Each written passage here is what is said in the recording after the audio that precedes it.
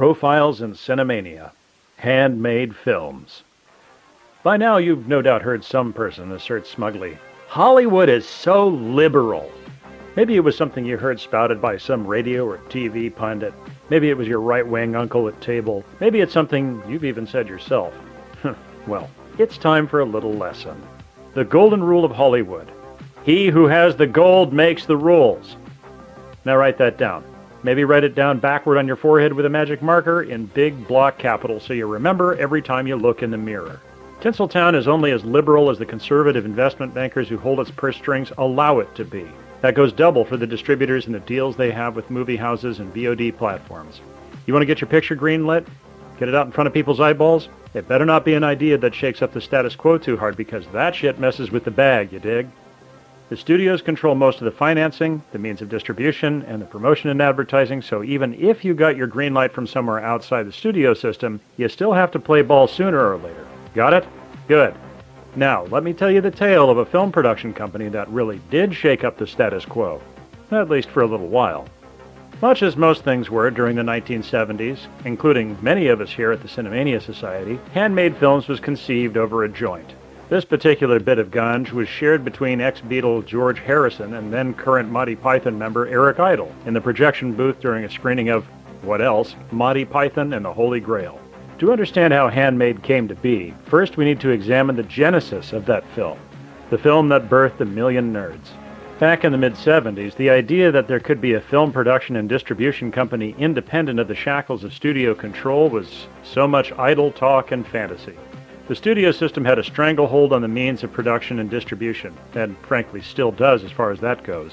Consider how hot the Monty Python troupe was in the 70s, when you could tune into reruns of Flying Circus. Even with the comedy series being aired in international syndication and their comedy albums flying off the shelves, they still couldn't get their foot in the door. Sure, Flying Circus had been a hit, but it was just another TV series. The money men didn't want to roll the dice on a movie featuring a troupe of edgy, surrealist comedians just because they'd managed to pull off a TV show that made hippie kids laugh. They were all stoned. They'd laugh at anything. It'd be like if they tried to make a movie about the monkeys.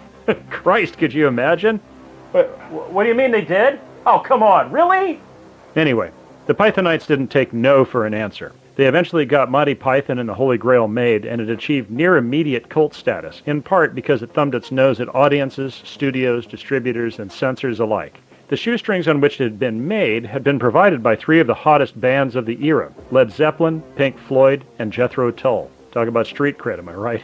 And they'd done it all themselves. The man didn't own a nickel of it. It was the mid-70s. Punk was in, and Python proved they were punk as fuck. Still, though, doing it all yourself is hard work. The Pythons wanted to follow it up, and while I'm certain there must have been some discussion about how badass it would be to get the establishment to go along with slaughtering sacred cows, we're sure they were more thinking, wouldn't it also be nice if our hard-won influence could get us a real budget and a real distribution scheme? After all, the money men already realized they missed the boat with Holy Grail, and surely they'd be damned if they'd miss it again. Whatever the thought process, when the Pythonites rolled up with their next pitch, media mega conglomerate EMI greenlit the package sight unseen. Cut to 1978, when Monty Python's follow-up picture, The Life of Brian, was just a couple weeks away from rolling film, when someone at EMI finally decided to read the script at which they'd blindly chucked £3 million sterling. Everything came to a screeching halt. No! It was blasphemous, sacrilegious. It made a mockery of God. Just think of the controversy, the repercussions. Picketers! Sternly worded editorials, nasty letters. Picketers! EMI pulled the plug. Like we said before, the man will only let you get so far on his dime and no farther. And the Pythonites learned that lesson the hard way. Python pounced on a plane to parlay a pitch with pop player, pot party pal, George, womp womp. Yes, I said George, not Paul. No, not George Lucas. No, not George Miller either. There were three big Georges who got into filmmaking in the late 70s. We're talking about George Harrison, the ex-Beatle. Remember? Anyhow, George remembered Eric Idle from their conversation, and from the Flying Circus, which he said had helped him get through the depression he'd had during the breakup of the Beatles. Harrison came up with the £3 million on the spot. We suspect he probably found it just by feeling around under his couch cushions. The Beatles were famously said to be bigger than Jesus, after all. We also suspect George probably wanted to take the piss out of the studios, the money men, and the other gatekeepers who had been stymieing his creative impulses for the past 2 decades. Either way, Eric Idle was later quoted as saying, "George Harrison is one of the few morally good people rock and roll has produced." George then made a fateful decision, one that would come to haunt him in his later years. He turned to his friend Dennis O'Brien. O'Brien was an American finance guru to whom Peter Sellers had brokered an introduction when Harrison needed to organize his Beatles bucks a few years earlier. Harrison wanted O'Brien to run the shop in the nascent company, and Harrison would provide the funding. Thus, HandMade Films was founded, initially to give the Pythonites a new lease on life of Brian. But, you ask, who among George Harrison, Dennis O'Brien, and Eric Idle fulfills which role? Mary, Joseph, or God? Well, we'll leave it up to you listeners to decide.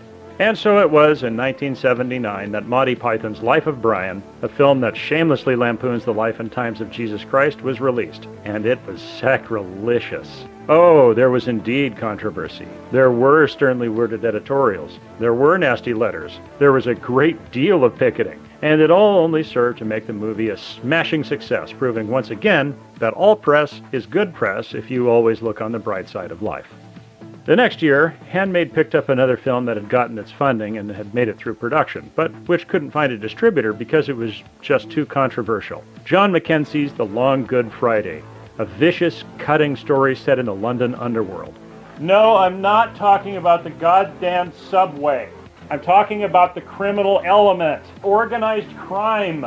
Golly, you mean the London underclass isn't just a bunch of cute chimney sweeps and bootblacks who wear flat caps and quip pip pip cheerio governor, like in Mary Poppins? You mean England only puts on airs of being civilized? Hey. If you talked about gangsters honestly, people might realize it's gangsters all the way down. You know, nudge nudge, wink wink, Bob's your uncle, Fanny's your aunt, join for tea, maybe I shan't, don't say boo to the vicar, alright? Well, as we've already established, HandMade was founded to say edgy things people didn't want said, and The Long Good Friday definitely made a statement. Bob Hoskins put on a performance described as the most intense mob boss since Edward G. Robinson played Little Caesar. The picture was even nominated for a BAFTA. We like to think here at the Cinemania Society that Al Pacino was inspired in Scarface by Bob Hoskins, who did it first and better. 1981 was a big year for HandMade. They picked up and distributed several horror/thrillers, Venom, Tattoo, and The Burning, as well as John Mackenzie's next gangster film, A Sense of Freedom. This one was a biopic on real-world gangster Jimmy Boyle, Scotland's most violent man, but it was as much an indictment of the UK's justice system and the second-class state of Scottish society as anything. Up on the Cinemania Society's corkboard, there's a piece of red yarn drawing a direct connection between this film and Danny Boyle's masterpiece, Trainspotting. Guys, hey, that board's getting real big. That same year, HandMade released its second in-house production, Time Bandits, which was written and directed by another Pythonite, Terry Gilliam. We here at the Cinemania Society have already chronicled Time Bandits in our 6th conclave, and we've already done a profile on that purveyor of Cinemania, Terry Gilliam. You'll have to go listen to those yourselves for the details, but suffice to say the excesses in making Time Bandits nearly drove HandMade into insolvency. HandMade recovered, even if Harrison reputedly never spoke to Gilliam again in his lifetime, and in 1982, the company veered into comedy. Gilliam notwithstanding, HandMade maintained close ties to the Monty Python troupe and produced the recording of Monty Python live at the Hollywood Bowl. They also took a chance on a third Pythonite, Michael Palin, with the comedy Missionary. Their final film of '82 was Privates on Parade, a gay musical farce which poked fun at the Malayan emergency, or as we call it here in the United States, Britain's Vietnam. Over the next 4 years, '83 to '86, HandMade produced 5 more films, mostly a combination of comedies and thrillers. The standouts from this period were A Private Function, another Palin-driven comedy, and Mona Lisa, another London gangland thriller featuring Bob Hoskins. Neither were smashing financial successes, but both earned plaudits aplenty. On the strength of his performance in Mona Lisa, Bob Hoskins in particular won a fistful of awards, a BAFTA, a Golden Globe, and a coveted Palme d'Or, all for Best Actor. In 1987, alongside 2 other fairly obscure and overlooked films, HandMade produced one of its most radiant sources of Cinemania since Time Bandits. Yes, I'm speaking of the infamous Withnail and I, Bruce Robinson's ode to the come-down era, the film which launched the acting career of Richard E. Grant and one which cinema studies alums on both sides of the pond quote ad nauseum. It also featured Paul McGann, who would go on to play one of the Doctors Who.